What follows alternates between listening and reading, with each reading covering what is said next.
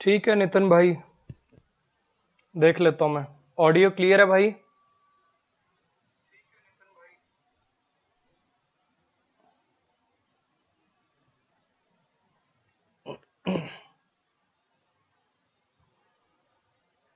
चलो जी, करें अपनी आज की क्लास की शुरुआत।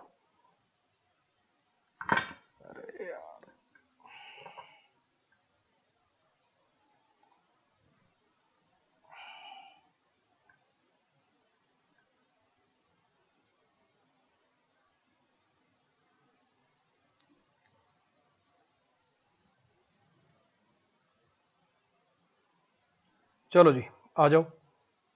जैसा कि आप लोग जानते हैं, अन अकेडमी पे पढ़ाता हूँ, और अन अकेडमी पे जब आप सब्सक्रिप्शन लेने वाले होते हैं उससे पहले एक ऑप्शन आता है अप्लाई डिस्काउंट कोड। वहां पे आपको डिस्काउंट कोड लगाना है जी, AVS10। ठीक है, ये कोड लगाने से आपको फीस में डिस्काउंट मिल जाएगा।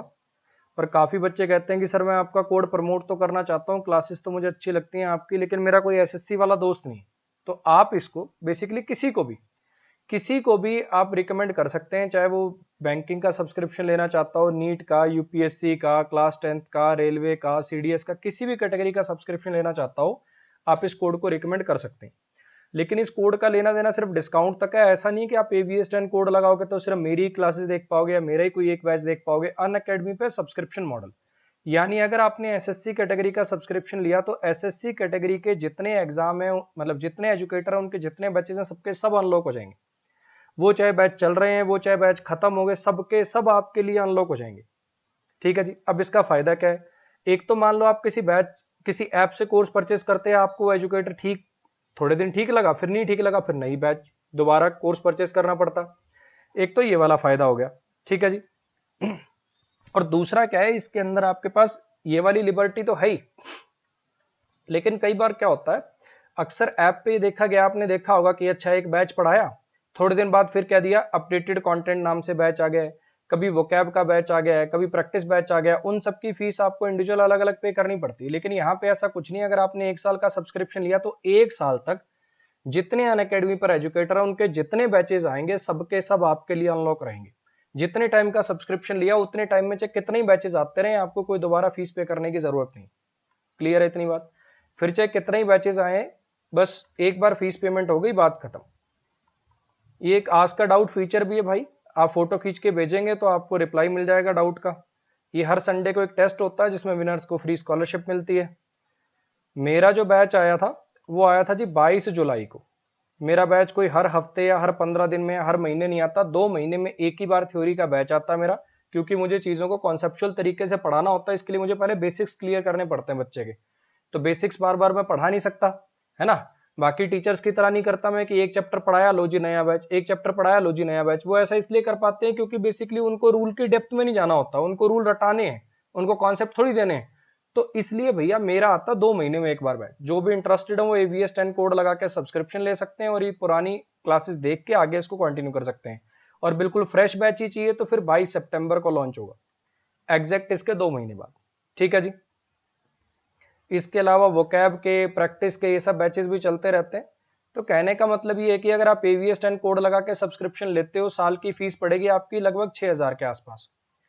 तो वो जो फीस है वो मैं अकेला अपने दम पे वसूल करा दूंगा। आप थ्योरी का बैच देखोगे, वोकैब बैच देखोगे, प्रैक्टिस बैच देखोगे, एडवांस ग्रामर बैच देखोगे जो भी मेंस के लिए आने वाला है 25 तारीख को, तो आपकी जो फीस है वो यहीं वसूल करा दूंगा मैं। चलो जी, जो भी मुझसे पढ़े हैं या फिर जिनको मेरा कंटेंट ठीक लगता है वो AVS10 कोड अपने दोस्तों को रिकमेंड कर सकते हैं बैच के लिंक के साथ। आइए जरा आज के पहले एरर को करते हैं शुरुआत।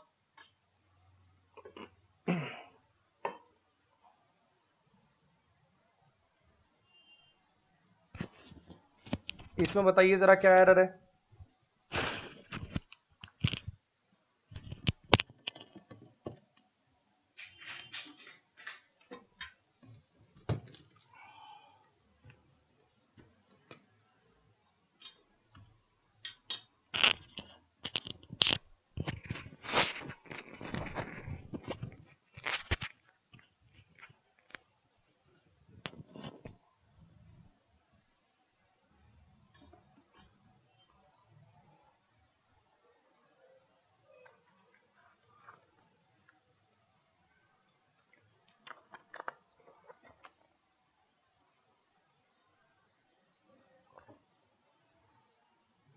बहुत बढ़िया भाई।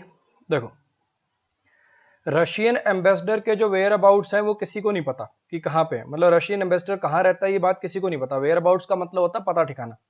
अब आपने पढ़ा होगा कुछ नाउन होते हैं, उनकी सिंगुलर हो चाहे प्लूरल हो, स्पेलिंग हमेशा सेम रहती है। हेडक्वार्टर्स ही होगा, हेडक्वार्टर कभी नहीं होगा। ऐसे वेयर अबाउट्स ही होगा, वेयर अबाउट कभी नहीं होगा। तो यहाँ पे पहली बात तो आएगा वेयर अबाउट्स। ठीक है।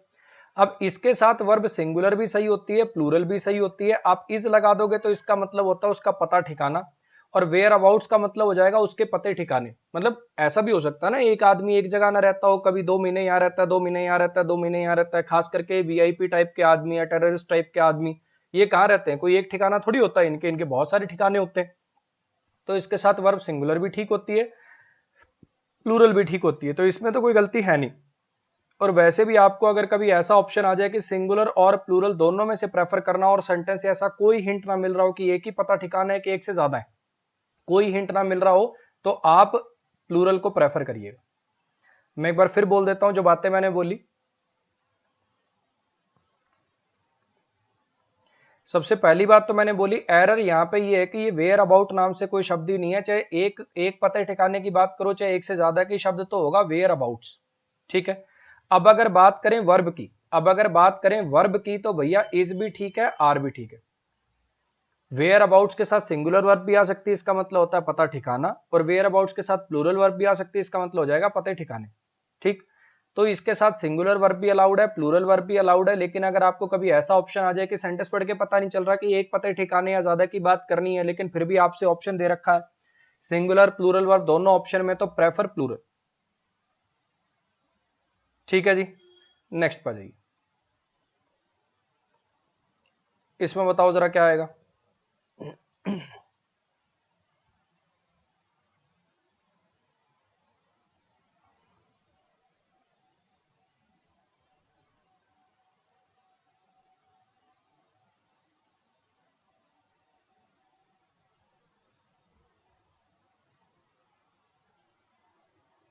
हाँ जी,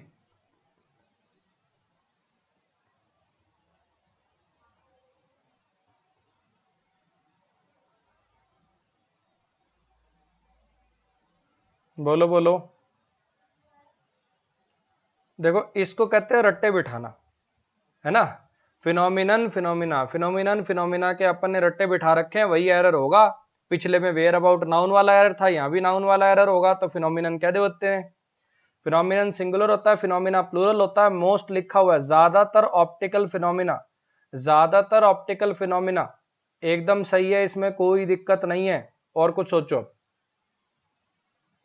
और कुछ सोचो।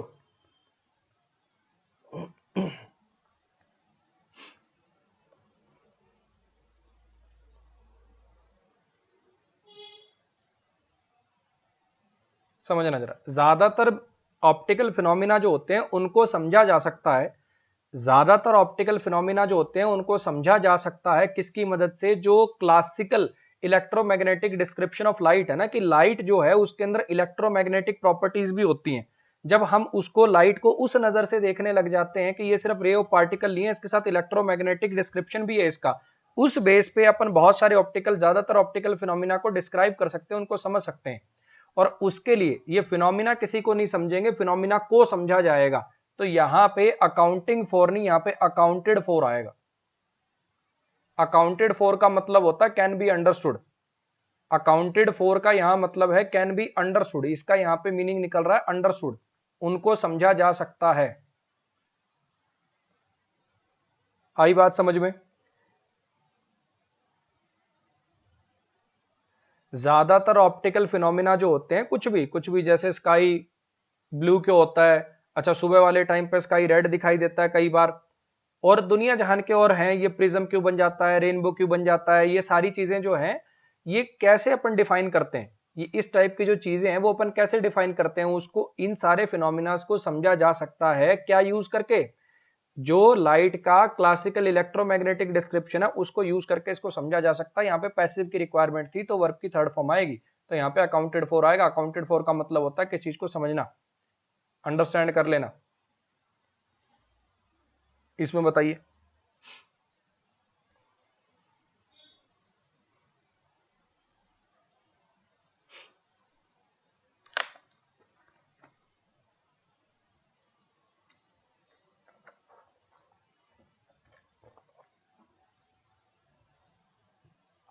बहुत बढ़िया भाई।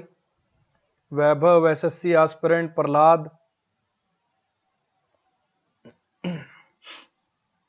ब्रिजेश, प्रीतम, चंदन, साफिर, vivacious, Nitin.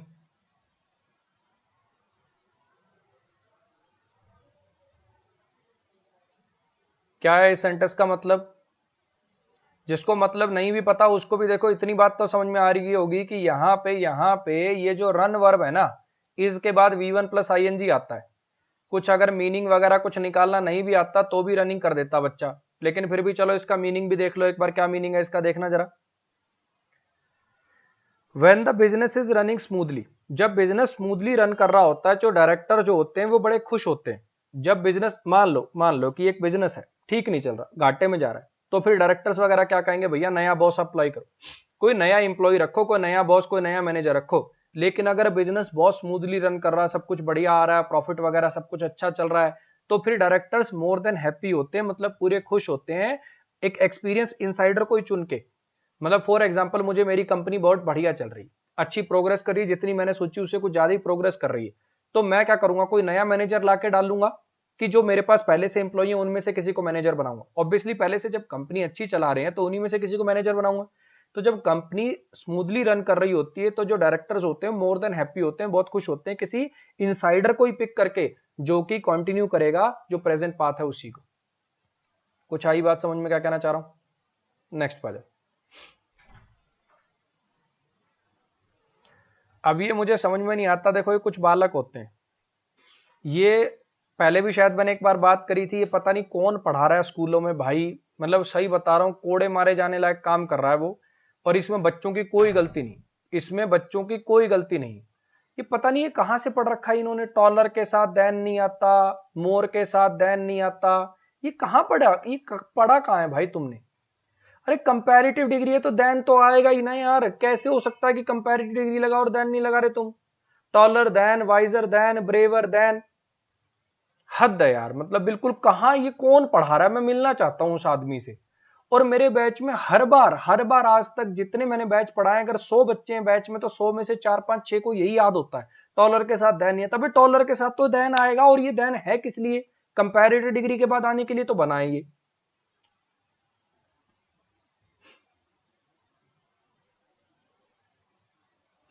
They are more than happy.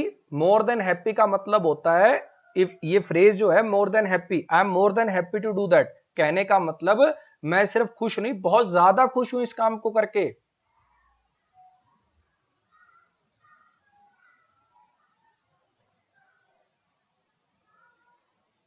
चलो जी इस पे आ जाओ जरा।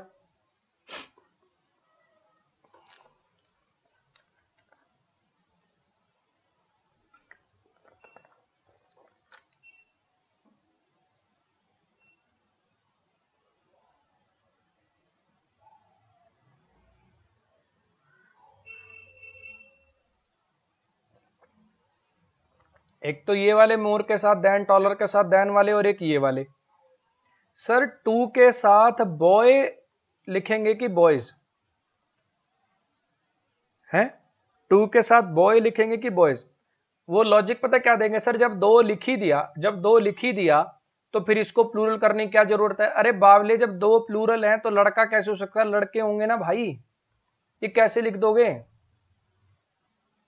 ये दो टाइप के जो मास्टर हैं, ये जो पढ़ा रहे हैं ना, ये वाली बातें, एक तो ये टॉलर के साथ देन नहीं आता, वाइजर के साथ देन नहीं आता, और एक अगर टू लिख दो तो आगे बॉय लिखते हैं, बॉयज नहीं लिखते। इनसे मिलना है भाई, ये कहां है?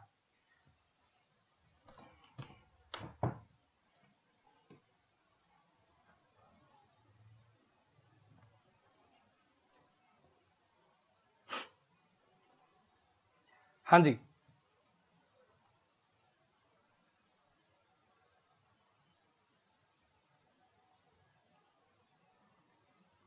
बताओ बताओ।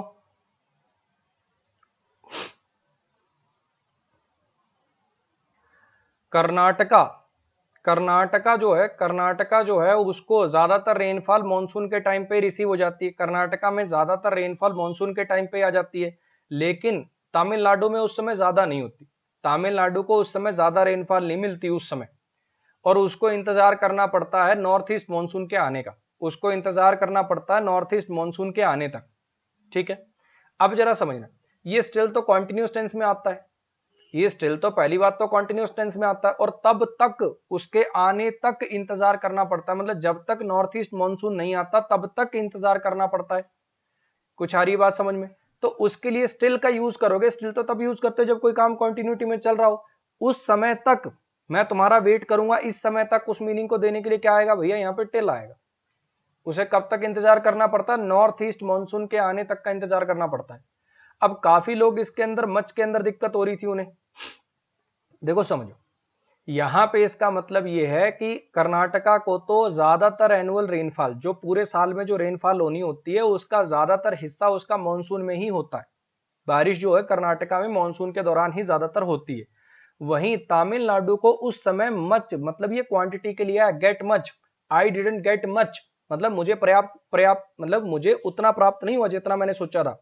ही डिडंट गेट मच, जैसे अपन बोलते हैं ना, he didn't get much profit, उसे उसने जितना सोचा था उसे उतना प्रॉफिट प्राप्त नहीं हुआ। यहाँ पे रेनफॉल वर्ड अंडरस्टूड है मच के बाद। Tamil Nadu doesn't get much rainfall then, Tamil Nadu में उस समय ज्यादा रेनफॉल नहीं होती और उसे इंतजार करना पड़ता है नॉर्थ ईस्ट मानसून के आने का।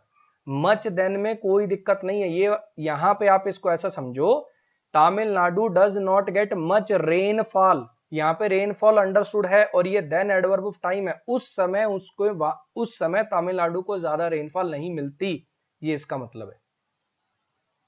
अब मुझे लगता है समझ में आ गया होगा कि मच देन में कोई दिक्कत नहीं। नेक्स्ट पा जाओ।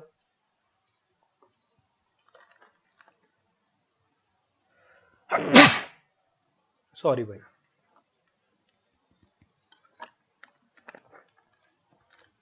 भाई THEN वाला जो देन होता है उसका मतलब होता है तब, वो टाइम के लिए आता है। THAN वाला देन होता है वो कंपैरिजन के लिए आता है, taller than, visor then, braver than.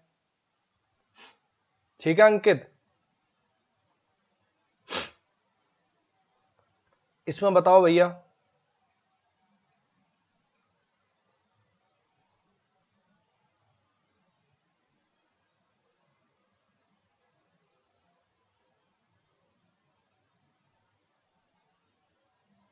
यहां पे ना ये टाइपिंग एरर मान लेना, टर्मिनल्स आर द लोकेशंस कर लेना, टर्मिनल्स आर द लोकेशन, यहां पे द लगा लेना, इससे पहले यहां पे द लगा लेना।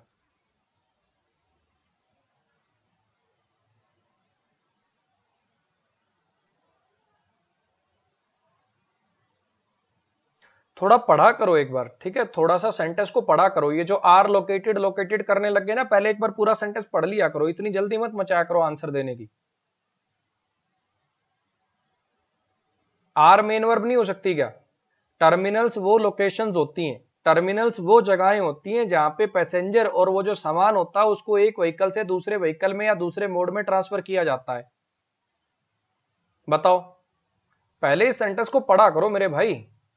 टर्मिनल्स आर लोकेटेड करे जा रहे हो, टर्मिनल्स वहां लोकेट होते हैं जहां पे, टर्मिनल्स वो लोकेशंस होती हैं जहां पे ये किया जाता है, टर्मिनल्स को डिस्क्राइब कर रहे हो।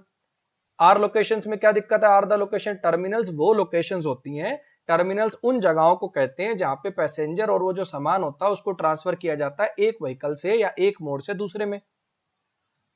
तो यहां पे ये अदर्स, यहां पे अदर्स तो लोगों के लिए आता है, जैसे you should not blame others for your mistakes, ऐसे करके।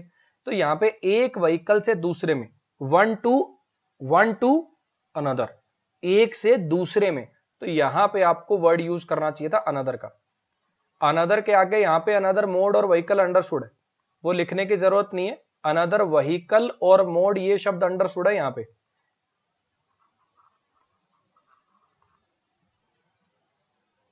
कुछ आ गई बात समझ में? अगर कोई दो ही व्हीकल या दो ही मोड होते तो द अदर का यूज करते एक से दूसरे में। अगर दो ही व्हीकल या दो ही मोड पॉसिबल होते तो द अदर का यूज करते, लेकिन और बहुत सारे मोड पॉसिबल हो सकते हैं, दुनिया जान के मोड पॉसिबल हो सकते हैं। जैसे जैसे मान लो एक प्लेन से कुछ बंदे उतरे, कनेक्टिंग फ्लाइट थी, वो सीधे दूसरे प्लेन में भी जा सकते हैं, या फिर ऐसा हो सकता है वहां से एक बस उनको लेके जाए वो दूसरे प्लेन तक, पहले वो बस में चढ़ेंगे फिर दूसरे प्लेन में जाएंगे, है ना। अब ऐसे सामान है, सामान ट्रॉली से भी जा सकता है, सामान और तरीकों से भी जा सकता है, तो दुनिया जान के ऑप्शंस है। अगर दो ही ऑप्शन होते तो द अदर लगाते, अब यहाँ पे दो से ज्यादा ऑप्शन पॉसिबल है इसलिए अपन ने अनदर लगा दिया। थैंक यू गणेश भार्गव भाई, थैंक यू तारीफ के लिए। ठीक है, अब प्लीज और मैसेज मत करो, धन्यवाद। इसमें बताइए जरा,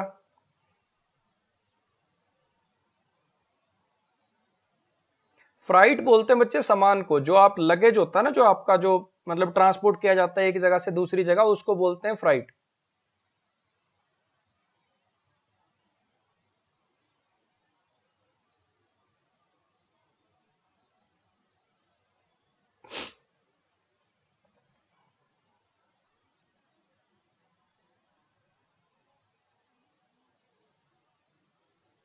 हाँ जी, इसमें बताइए जरा।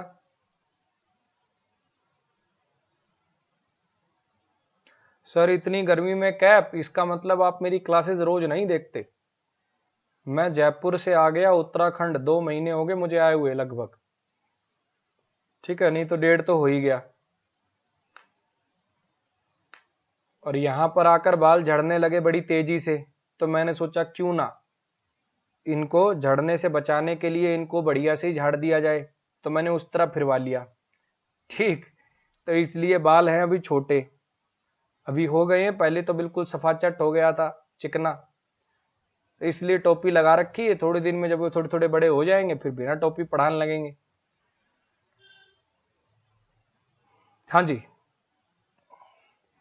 पब्लिक अटेंशन, जो public attention in developed world, जो पब्लिक अटेंशन है डेवलप्ड वर्ल्ड में, उसका उसका फोकस गया है, लोगों की जो अटेंशन है डेवलप्ड वर्ल्ड में, उसका फोकस अब गया है एजमा पे। ये जो अस्थमा जिसको अपन बोलते हैं ना, एजमा इसकी सही प्रोनाउंसिएशन होती है, एजमा पे। क्योंकि क्योंकि किस वजह से? इसकी रैपिडली इंक्रीजिंग प्रेवलेंस की वजह से, इसकी बढ़ती हुई प्रेवलेंस की वजह से, और ये जो अफेक्ट कर रहा है हर 4 में से 1 अर्बन चिल्ड्रन को, उसकी वजह से। अब आपने यहां पे देखा होगा रैपिडली इंक्रीजिंग प्रेवलेंस, तो यहां पे इंक्रीजिंग प्रेवलेंस लिखा हुआ है, और अफेक्टिंग, इंक्रीजिंग प्रेवलेंस और अफेक्टिंग, ये जेरेंट की तरह से काम करेगा यहां पे। तो यहां पे ये बिकॉज ऑफ इट्स नहीं, ऑफ प्रीपोजिशन है, ये सब पहला वाला ये भी जेरेंट है और ये भी जेरेंट है। तो यहां पे जरा समझिएगा कि जेरेंट बनते हैं वर्ब से, और ये इफेक्ट तो होता है नाउन, तो यहां पे आपको जेरेंट से बनाना था तो अफेक्टिंग लिखना पड़ेगा। कुछ आई बात समझ में क्या कहना चाह रहा हूं?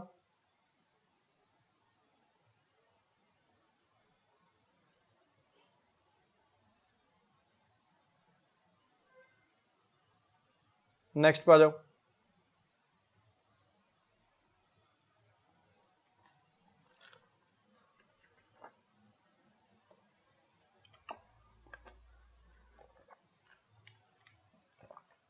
शुभम राठौड़ अफेक्ट इफेक्ट पे बेस्ड था बच्चे, वो अफेक्ट वर्ब होती है, इफेक्ट नाउन होता है, जेरेंट वर्ब से बनते हैं, इसलिए अफेक्टिंग आ गया।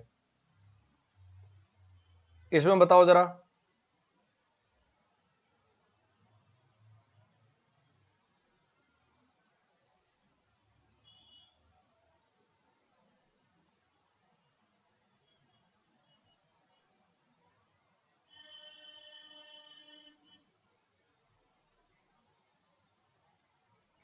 ये बर्गियोज, ये बेसिकली क्या है ना, जैसे कार्ल मार्क्स का नाम सुना होगा आपने, है ना, कार्ल मार्क्स का नाम सुना होगा।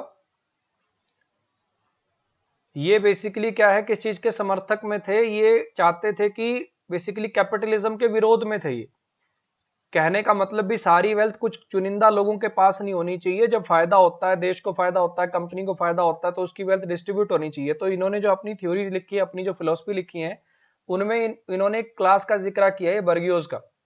बेसिकली इन्होंने कहा कि ये बर्गियोज वो क्लास होती है जो सारे के सारे धन पर, सारे के सारे रिसोर्सेज पर कब्जा कर लेती है। जैसे जैसे आप कहीं भी जाओगे, जैसे अपन अपने अगर बात करें, तो कुछ चुनिंदा जो कंपनियां हैं, टाटा, बिरला, है ना, अंबानी, अब सारा का सारा धन क्या है, इनके पास है, सारी की सारी कंपनीज, हर चीज इनके पास है। तो ये क्या होगी, कैपिटलिस्ट कंपनीज होगी बेसिकली। समझ रहे हो क्या कहना चाह रहा हूं? मिडिल एज सोसाइटी में पुराने जमाने की बातें हैं, आज की बातें नहीं है। उन्होंने अपनी फिलॉसफी में ऐसा कहा था कि ये उस क्लास का नाम इन्होंने रखा बर्गियोज। वो क्लास होती थी, वो एक सोशल क्लास होती थी जो दैट केम टू ओन, जो आई थी किस चीज के लिए, टू ओन करने के लिए, किसको, किस पर कब्जा करने के लिए, सारे means of production during industrialisation. Industrialisation के दौरान जितने भी मीन्स ऑफ प्रोडक्शन थे उन पर कब्जा करने के लिए आई थी ये क्लास, इसको कहते थे द बर्गियोस। कुछ आ रही बात समझ में? तो यहां पे जरा समझने की कोशिश करिए कि ये जो दा लगा के जैसे दा प्लस एडजेक्टिव से आप नाउन बना लेते हो ना, ये वो है। तो ये आज की बात नहीं है, पास्ट की बात है। ड्यूरिंग इंडस्ट्रियलाइजेशन के दौरान पास्ट में हुआ था ये काम। यहाँ पे जो आए थे, यहां से भी पता चल रहा है कि पास्ट की बात करनी है, तो यहाँ पे वर द क्लास लिखना चाहिए आपको। हाँ जी, आ गई बात समझ में? इसमें बताइए जरा।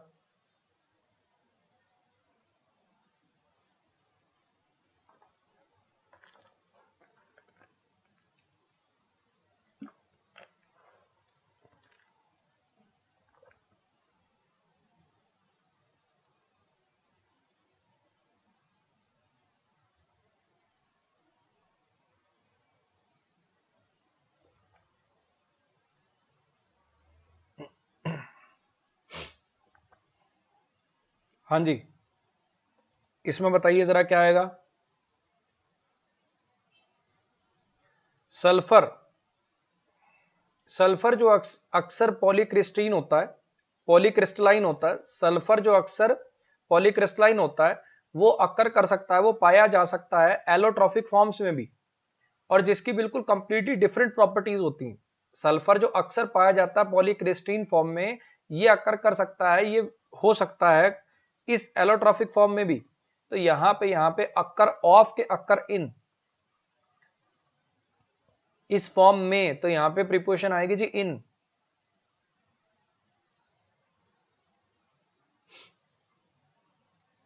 इसमें बताइए जरा।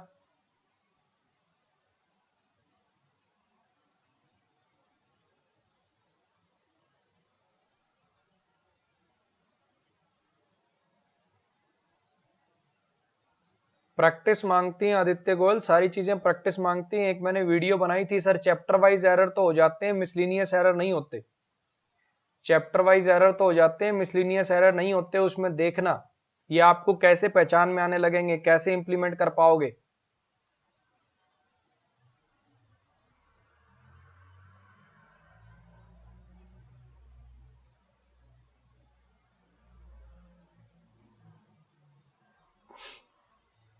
In 19th century, astronomical research was focused on routine work of compute the motion of astronomical objects.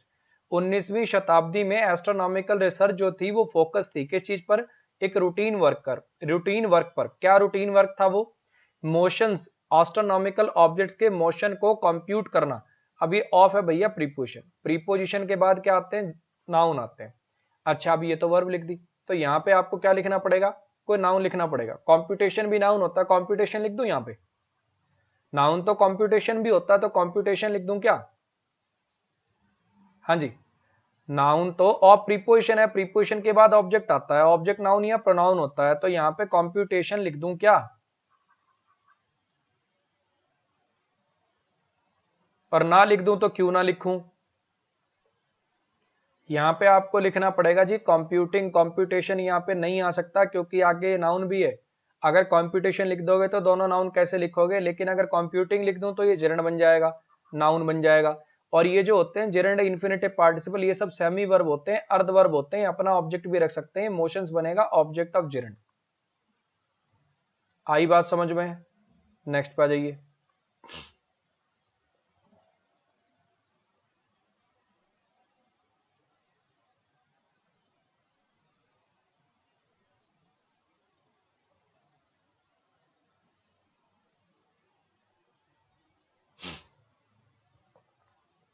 Aman Vashisht sir, wizard of English. बच्चे ना तो मुझे विजार्ड बनाओ, ठीक है, मुझे विजार्ड वुजूड कुछ नहीं बनना,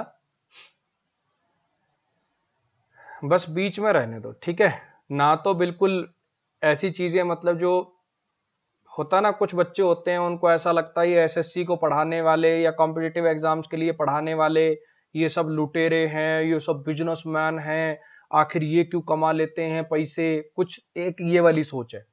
ना तो मुझे उस कैटेगरी में रखिए। सिंपल सी एक बात समझिए, जैसे आपके माँ बाप काम करते हैं ऐसे ही मुझे भी अपनी फैमिली चलानी है, उसके लिए मुझे कुछ काम करना है, मैंने ये वाला प्रोफेशन चूज कर रखा है, ठीक है।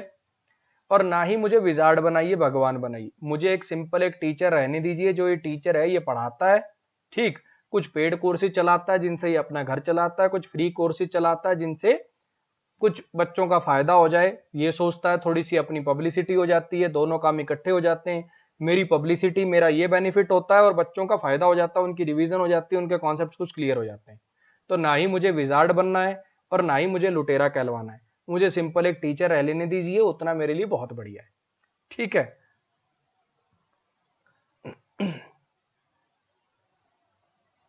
और उसमें आप सब बच्चों का मैं बहुत बार मन से शुक्रिया भी करना चाहता हूं, और शायद मैं करता भी हूं बीच बीच में।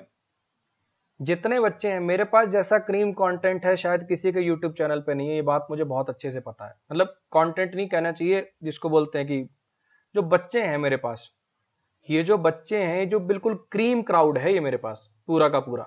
कभी आप देखोगे कि इतना बिना मतलब के कमेंट करने वाले बच्चे अपने पास को रेयर कोई दो चार क्लास में एक आधा आता है, वो भी कोई नया होता है बिना मतलब का। अदरवाइज जितना मेरे पास क्राउड है सबका सब मतलब क्रीम क्राउड है बिल्कुल। तो उस सब के लिए धन्यवाद। और अपनी तरफ से ऐसी बात नहीं है, बेचारे कोशिश भी करते हैं, अपनी तरफ से शेयर वेयर भी करते हैं, ऐसी बात नहीं कि नहीं करते हैं। अगर ये नहीं कर रहे होते तो जब मैंने अनअकैडमी ज्वाइन किया तो मेरी रैंक शायद शुरुआत में शायद कोई 25-26 के आसपास थी, आज मेरी रैंक 10 के अराउंड घूमती है। अगर ये शेयर ना करते तो वो रैंक मेंटेन हो ही नहीं सकती, ठीक है। मेरे को कभी, मैं जैसे अनअकैडमी का बताता हूँ कि AVS10 कोड लगाओ, हर महीने का कुछ टारगेट होता है जो पूरा करना होता है। उस टारगेट के लिए मेरे को कभी ऐसे सोचना नहीं पड़ा कि यार टारगेट पूरा होगा कि मेरा नहीं होगा, टेंशन नहीं लेनी पड़ी, क्योंकि ये बच्चे प्रमोट करते हैं, ठीक है। अपनी तरफ से जितना इनके बस में होता है ये दूसरों को बताते हैं। मेरे जितने पास क्राउड, मेरे पास जो क्राउड है ना उसमें से 90% ये मानो माउथ पब्लिसिटी का ही है। क्योंकि आपने देखा होगा ना, तो मैं मेरे चैनल पे मतलब कोई ऐसी अच्छा लाइक करो या कोई प्रमोशनल आपने मेरी ऐड कभी ना यूट्यूब पे देखी होगी। जैसे आजकल वो होता है ना, पैसे देके मैं भी ऐड चलवा सकता हूँ यूट्यूब पे। यूट्यूब पे ऐड नहीं देखी होगी कभी, फेसबुक पे ऐड नहीं देखी होगी, किसी ऐप पे ऐड नहीं देखी होगी, पैसे देके मैं वो एड्स भी करा सकता हूँ। लेकिन मुझे ऐसा लगता है कि मेरे पास जो मैक्सिमम है वो सारे माउथ पब्लिसिटी वाले ही हैं। तो उन सब के लिए शुक्रिया भाई, ठीक है। आपके इस प्यार के लिए, इस रिस्पेक्ट के लिए दिल से थैंक यू। मैं बहुत बार ये चीज फील करता हूं कि जो भी आज की डेट में जितने बच्चे मुझे जानते हैं या जितने बच्चे मुझे फॉलो करते हैं, उसमें जो फिलहाल मुझे देख रहे हैं उनका बहुत बड़ा क्रेडिट है। उसके लिए थैंक यू भाई।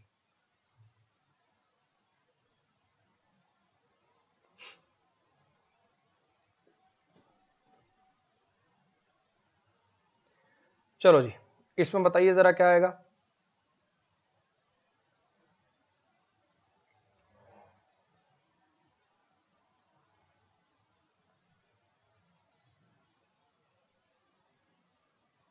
क्लीन एयर जो है वो ब्लू लाइट से ज्यादा स्कैटर होती, क्लीन एयर जो है वो स्कैटर करती है ब्लू लाइट को रेड लाइट से ज्यादा। इसीलिए मिड डे में स्काई जो है वो नीला दिखाई देता है। तो यहां पे जरा समझना, वो ब्लू लाइट से रेड लाइट को ज्यादा स्कैटर करती है। ये दैन भी लगा हुआ है, मीनिंग से भी क्लियर हो रहा है कि यहाँ पे कंपैरिजन करना है तो यहाँ पे मच नहीं, फिर कंपैरेटिव डिग्री मोर लगाना पड़ेगा। कि ब्लू लाइट जो है, जो क्लीन एयर है वो स्कैटर करती है ब्लू लाइट को रेड लाइट से ज्यादा। Clean air scatters blue light more than red light. तो यहां पे कंपैरेटिव डिग्री आ जाएगी, मोर आ जाएगा। मच देन क्यों नहीं आएगा बच्चे? मच पॉजिटिव डिग्री होती है, मच मोर मोस्ट। आप देखो कि आपको करना क्या है। मच अपन तब लगाते हैं जब अपने को कोई कंपैरिजन ना करना हो, जब अपने को कोई कंपैरिजन ना करना हो। जैसे फॉर एग्जांपल अगर मैं ये कहना चाहूं, जैसे अभी अपन ने किया था, दे दे डिडंट गेट मच, उन्हें पर्याप्त नहीं मिला, है ना। किसी और चीज से कंपैरिजन नहीं करना। लेकिन अगर मुझे ये कहना है एक की तुलना दूसरे से, जैसे अपन कहते हैं ना I love her so much, I love her so much, तो किसी से कंपैरिजन नहीं है तो वहां पे मच लगा दिया। और I love her more than my daughter, तो उस केस के अंदर क्या आ जाएगा? मोर आ जाएगा। और अगर आपको एक की कंपैरिजन सबसे करनी है तो मोस्ट आ जाएगा। यहाँ पे दो चीजों का कंपैरिजन करना है तो मच नहीं, मोर आएगा। देन से भी पता चल रहा है, मच के साथ देन थोड़ी आ पाएगा। नेक्स्ट आ जाओ।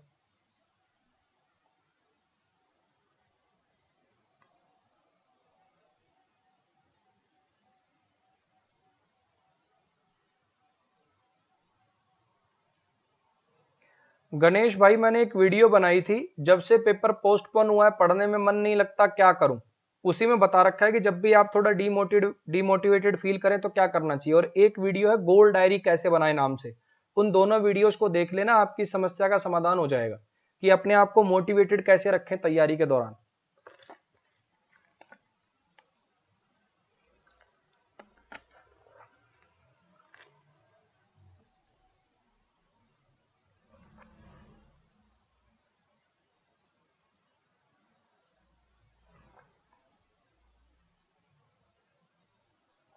हाँ जी, इसमें बताइए जरा। बहुत आसान है, ये तो बड़ा इजी है। वो बैठा करता था दिन रात उस पेड़ के नीचे मंदिर के आगे, इसीलिए इसीलिए इसका ये नाम बना है। मान लो उसका किसी ने कोई नाम रख दिया हो या थोड़ा सा मशहूर हो गया हो, हर कोई उसको जानने लग गया हो, तो वो दिन रात मंदिर के आगे बैठा रहता था उस पेड़ के नीचे, इसीलिए इसका नाम हुआ है, मतलब इसीलिए इसको ये नाम प्राप्त हुआ है। तो यहाँ पे यूज टू मॉडल है, पास्ट की हैबिट बतानी है, मॉडल के बाद वर्ब की बेस फॉर्म आती है, तो यहाँ पे आएगा जी सेट। चाहे आपका सब्जेक्ट सिंगुलर हो, प्लूरल हो, मेल हो, फीमेल हो, कोई फर्क नहीं पड़ता, अगर मॉडल आ गया तो मॉडल के बाद हमेशा वर्ब की बेस फॉर्म आएगी। और बेस फॉर्म क्या होती है, जनरली वर्ब की पहली फॉर्म प्लूरल वाली, तो यहाँ पे सेट आएगा। इसमें बताइए जरा क्या आएगा।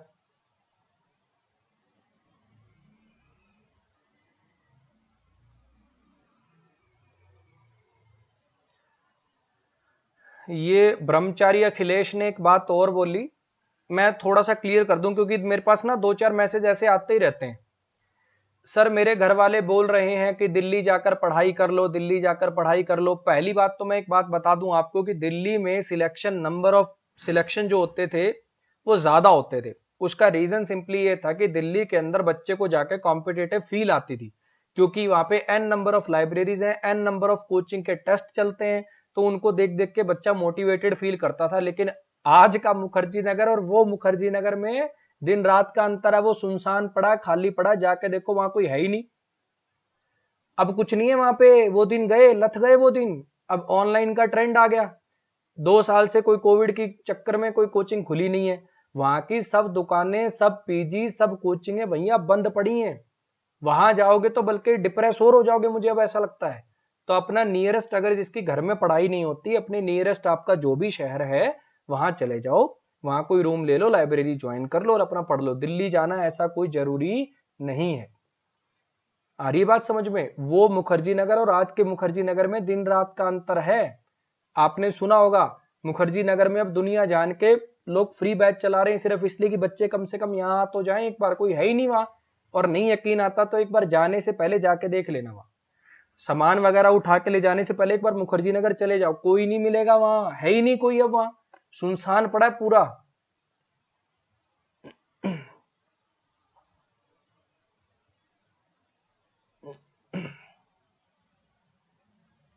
हाँ जी, इसमें बताओ जरा।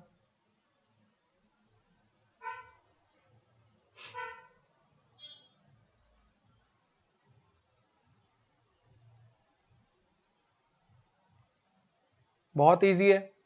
बहुत सारी अंदर की आवाजें होती हैं जो हमारे अंदर बात कर, there are many inner voices, अंदर की आवाजें होती हैं जो दैट स्पीक टू अस, जो हमसे बात करती हैं हमारे दिमाग के अंदर। और बिलीव, और बात मानो कि उन पर भरोसा नहीं करना चाहिए। जो भी बातें हमारे दिमाग के अंदर, कई बार हमें ऐसा लगता है ना कि हमारा मन हमारे कुछ कहना चाह रहा है, तो उन पर यकीन नहीं करना चाहिए आपको, ये ऐसा कहना चाह रहा है।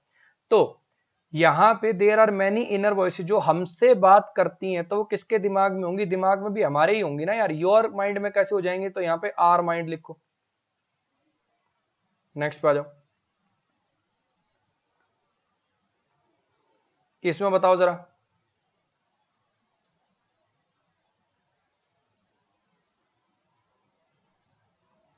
सलोनी बच्चे, इसी चैनल के एक वीडियो बना रखा है, प्रेजेंट पार्टिसिपल, पास्ट पार्टिसिपल क्या काम करते हैं, देखो मिल जाएगा आपको।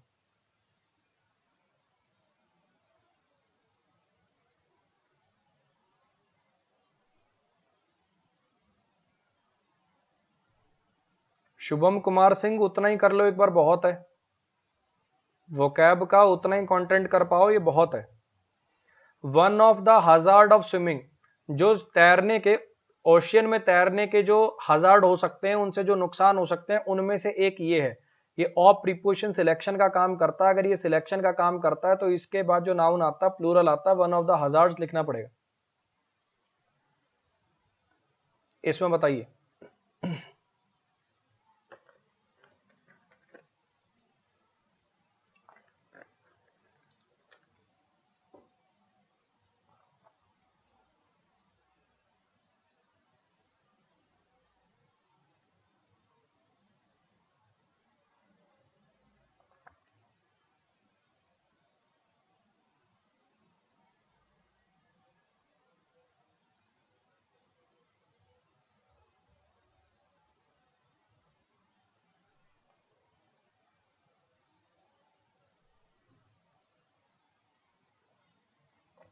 हाँ जी,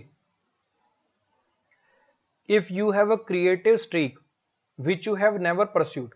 अगर तुम्हारे अंदर कोई क्रिएटिव स्ट्रीक है, जैसे बोलते हैं ना, जैसे पेंटिंग हो गई, सिंगिंग हो गई, अगर तुम्हारे अंदर कोई क्रिएटिव जिस आर्ट जिसको बोलते हैं, ऐसी कोई स्ट्रीक है मन के अंदर, या कोई ऐसी ललक है, कोई ऐसा टैलेंट है आपके अंदर छुपा हुआ जिसको तुमने कभी आज तक परस्यू नहीं किया, जिसको तुमने आज तक कभी परस्यू नहीं किया, और जिसमें तुम, या कोई ऐसा मतलब किसी चीज, या अगर तुम किसी चीज में इंटरेस्टेड हो किसी नए फील्ड में, तो अपनी एनर्जी को इकट्ठा करो और उसकी तरफ मूव करो। अब यहां पे जरा समझना, मैं तुम्हें एक बार समझाने की कोशिश करता हूं कि यहां पे हो क्या रहा है। If you have a creative streak, जिसमें जिसको तुमने आज तक कभी परस्यू नहीं किया, अगर तुम्हारे अंदर कोई क्रिएटिव स्ट्रीक है जिसको तुमने आज तक कभी परस्यू नहीं किया, तो ये क्रिएटिव स्ट्रीक के लिए एडजेक्टिवल क्लॉज है। ठीक है, ये जो और है ना, ये जो और कंजंक्शन है, ये किस किस को ज्वाइन कर रही है जरा समझना। ये और कंजंक्शन ज्वाइन कर रही इसको, हैव को और इधर वाली वर्ब को। अगर तुम्हारे अंदर कोई क्रिएटिव स्ट्रीक है, या तुम इंटरेस्टेड हो किसी नई फील्ड में, इसको देख के कंफ्यूज मत होना, ये तो स्ट्रीक के लिए एडजेक्टिवल क्लॉज है। अगर तुम्हारे अंदर कोई क्रिएटिव स्ट्रीक है या तुम इंटरेस्टेड हो किसी नई फील्ड में, तो यहां पे जो इंटरेस्टेड लिखा हुआ है ना भैया, ये आया है, इसका सब्जेक्ट है यू, इसका सब्जेक्ट है यू, ये और कंजंक्शन से जुड़े हुए हैं दोनों की दोनों वर्ब। तो यहाँ पे यू इंटरेस्टेड लिखोगे कि यू आर इंटरेस्टेड लिखोगे, तुम किसी चीज में इंटरेस्टेड होते हो, I am interested in this, इससे पहले लिंकिंग वर्ब लिखनी पड़ेगी। तो यहाँ पे यू आर इंटरेस्टेड इन लिखना पड़ेगा, यहाँ पे आर आएगा इंटरेस्टेड से पहले। कुछ बात आ रही है समझ में? बढ़िया सवाल था, एक नंबर का, जिसको बोलते हैं ना क्वालिटी सवाल, वैसा सवाल था ये, कि जिसमें समझ में ही ना आए कि सब्जेक्ट कहाँ है, कौन किसका है, इस टाइप का सवाल था ये। अगर तुम्हारे अंदर कोई क्रिएटिव स्ट्रीक है या तुम इंटरेस्टेड हो किसी नई फील्ड में, ये था ये। बस इसने क्या किया, क्रिएटिव स्ट्रीक के लिए एक एडजेक्टिवल क्लॉज लिख दिया, जिससे सारा उथल पुथल हो गया, बच्चे को समझ में नहीं आ रहा कि सब्जेक्ट कौन हो गया, किसका क्या चला गया। सीधी बात ये थी, इंटरेस्टेड वर्ब का सब्जेक्ट था यू, जिसकी वजह से यू आर इंटरेस्टेड लिखना पड़ेगा।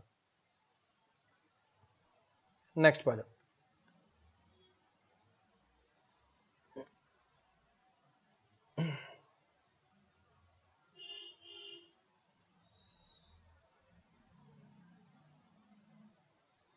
ए आर्टिकल टाइपिंग में छूट गया होगा बच्चे। If you have a creative streak देख लिख लेना, वैसे स्ट्रीक को देख लेना, अगर अनकाउंटेबल नाउन की तरह से भी यूज होती है तो आर्टिकल की जरूरत नहीं पड़ेगी। एक बार चेक कर लेना, ये जो स्ट्रीक है अनकाउंटेबल की तरह से यूज होता होगा तो जरूरत नहीं पड़ेगी ए आर्टिकल की, और अगर नहीं होता तो फिर ए लगा लेंगे इसमें अपन। एक बार चेक कर लीजिएगा आप ना।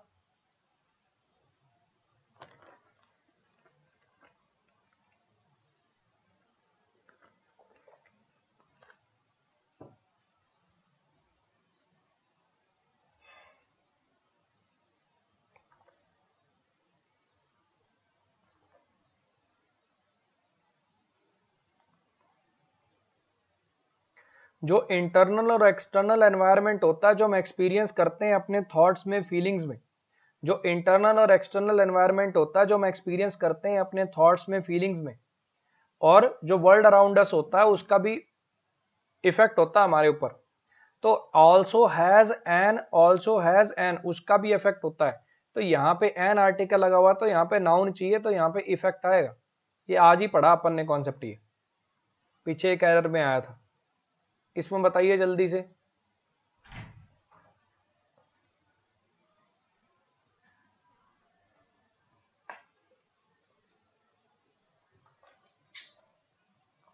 दो minute. Mumbai is famous because of its textiles. Mumbai famous है अपने टेक्सटाइल्स के लिए, तो यहां पे अपने टेक्सटाइल की वजह से, बिकॉज ऑफ समथिंग, किसी कारण से। बिकॉज ऑफ ऐसा नहीं कि बिकॉज ऑफ यहां कोई ग्रामेटिकली गलत है, लेकिन बेटर मीनिंग और इससे कंसाइज स्ट्रक्चर अगर आपको यूज करना तो फॉर इट्स टेक्सटाइल्स लिखिए। नेक्स्ट पे आ जाइए,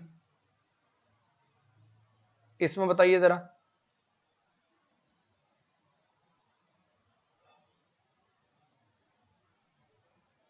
happy is the man who acquired the habit of reading when he is young. खुश रहता है वो आदमी जो एक्वायर कर लेता है पढ़ने की हैबिट जब वो यंग होता है, जवान होता है। अब ये पूरा का पूरा एक फैक्ट की तरह से रिप्रेजेंट किया जा रहा है, पूरा का पूरा प्रेजेंट डेफिनेट के अंदर चल रहा है। अगर पूरा का पूरा प्रेजेंट डेफिनेट के अंदर चल रहा तो यहाँ पे हु एक्वायर्स लिखना पड़ेगा आपको। इसमें बताओ जरा।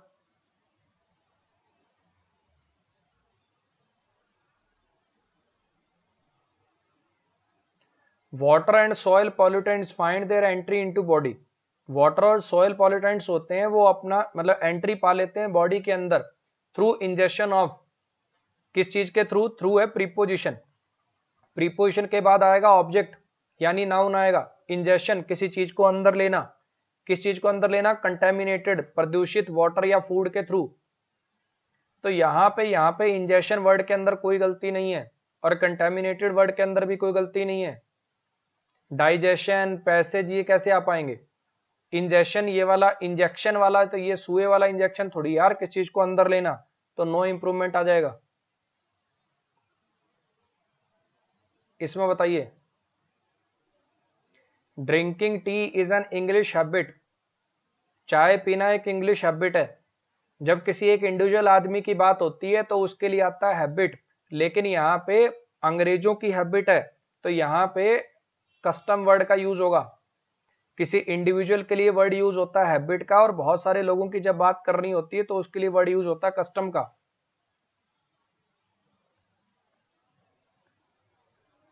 इसमें बताइए जरा।